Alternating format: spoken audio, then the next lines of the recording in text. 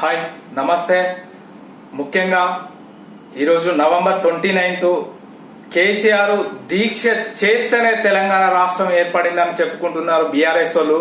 కానీ కేసీఆర్ దీక్ష చేసే దొంగ దీక్ష వల్లనే తెలంగాణ రాష్ట్రంలో 1500 మంది విద్యార్థుల ఆత్మ బలిదానాల ఫలితం సోనియా గాంధీ చెలించిపోయి తెలంగాణ రాష్ట్రం ప్రకటించింది.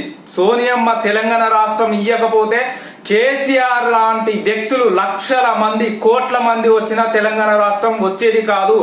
కేసీఆర్ ఒక దొంగ దీక్ష పూనుకొని దొంగ నాటకం చేసి ఫ్లూయిడ్స్ తీసుకొని పెరగన్నం తిని జ్యూసులు తాగి నాటకం చేస్తే మా విద్యార్థులందరూ ఏకమై కొట్లాడి తెలంగాణ రాష్ట్రంలో 1500 విద్యార్థుల ఆత్మ బలిదానం వల్ల సోనియమ్మ చెలించిపోయి తెలంగాణ రాష్ట్రం ఇచ్చిందని సగవరంగా మీకు తెలియజేస్తున్నా.